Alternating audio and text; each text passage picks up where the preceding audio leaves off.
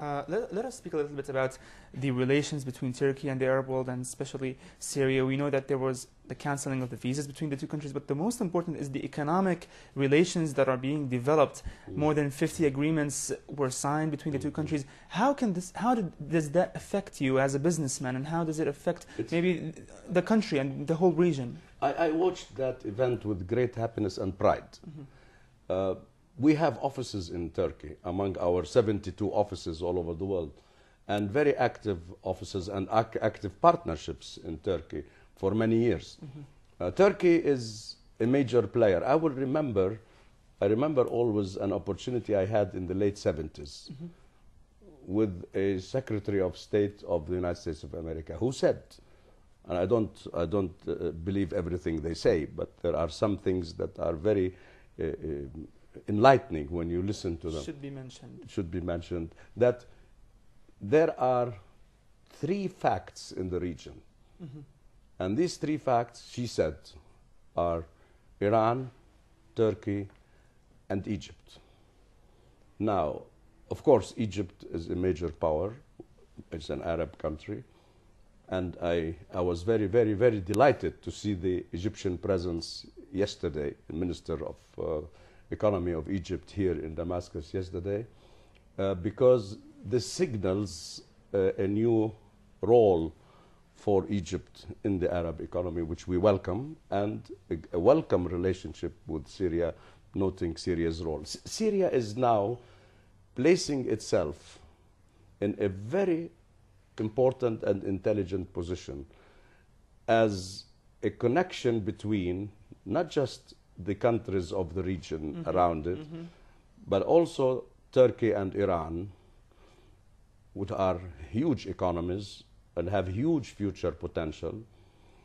The fact that Syria managed to open borders with both countries and to have, and I have seen, I've seen some joint projects in the industrial city of Homs yesterday, where we have joint investments by Turkey and by Iran.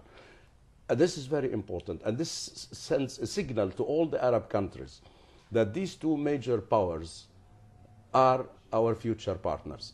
It is inevitable. You can have any difference of opinion over any political or... They are our neighbors also in the region. They are our neighbors, and they are future powers which can make very strong and useful allies and partners. Mr. Abu-Ghazaleh, you have a large investments in several countries worldwide, and the global economic crisis, maybe it has affected some of your business. Tell us, when do you think it will end, and how do you see it now? This is a very important question. The economic crisis is just beginning, and I'm talking about the West. You see it as just beginning? This is the beginning. What we have seen so far is the financial crisis, which we call in our business, we call it the parallel market. In fact, many call it the virtual market, because it's not the real market. You, of course, know that when you go to the stock exchange and sell and buy stocks, you don't contribute to the economy, 0 contribution. This is not the real market. The real market is the productive market, where you produce goods and services and sell them, and you exchange them. This is the real market. So the first wave of crisis was, it has hit the financial sector and consequently the real estate sector. But that was the financial crisis. Now what the West is going into is the economic crisis. And don't listen, I don't listen, it's up to you to decide what to listen to and not to, but I don't believe any news when they start talking about the revival of the economy.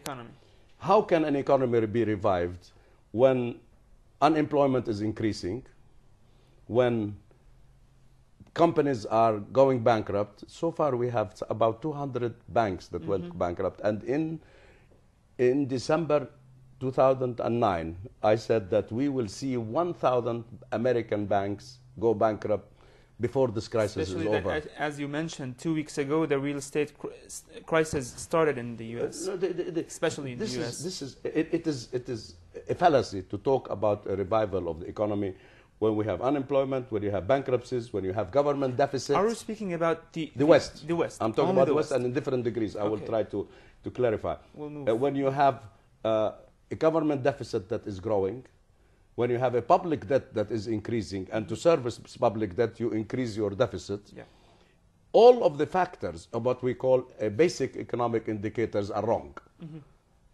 So you cannot have a revival of an economy. But that varies from country to country. Of course, the worst hit is the United States of America, followed by its closest ally for the last few decades, Britain. And similarly, the other European countries. Of course, Japan is also, because of its partnership. In brief, the closer you were to the US, the more you are affected by the crisis. Probably the only survival in the Western world out of this crisis, the Western world, and I don't know if you include Russia or not. Russia, of course, is a survival and a beneficiary, is Germany.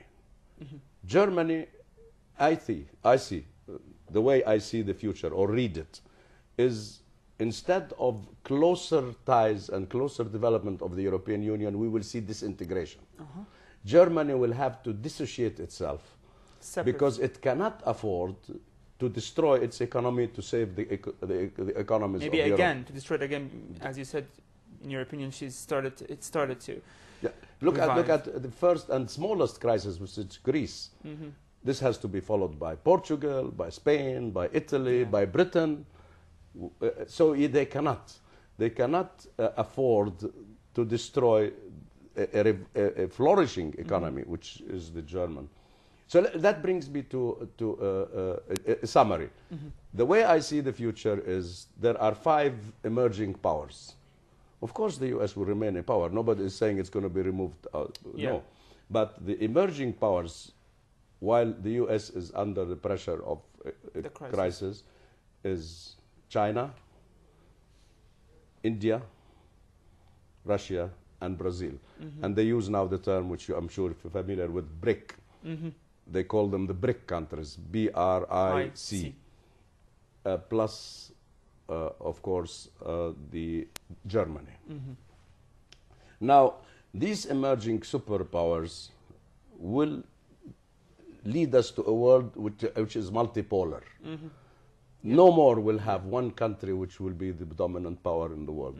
And this may work for the interest of the United States of America, because when you are a superpower like you are, and you assume that you have responsibilities over the whole world, and you will not be able to manage that responsibility, you end with disasters, like what we have now with what the Americans are trying to do all over the world. So we have new geo-economic developments that are blocks. There will be no single block in which you are a member.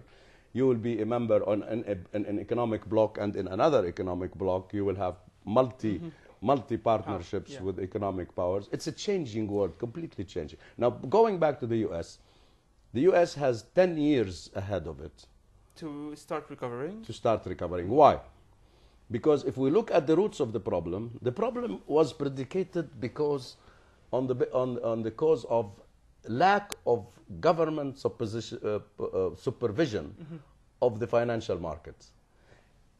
Many people don't understand the role of the Federal Reserve Board. In fact, once I had myself in trouble because I said the United States of America should have a central bank. And somebody thought that I don't know that there is the Federal Reserve Board. Of course I'm aware, but the Federal Reserve Board is not a central bank. It's a monetary and fiscal policy body. It has no authority to ask any bank what to do or not to do. And that is what created, the American banks were leveraging not 30 times only, but some of them were doing it 100 times. When you lend 100 times your lending ability, this is a recipe for bankruptcy. So that has to change. And if you remember, the Secretary of Treasury of the United States of America, Geithner, came up with a project and said, reform of the financial and economic system. And he carried it, and it was a big press conference. That's right. We haven't heard anything about it since then. It was put in the files and in the desk.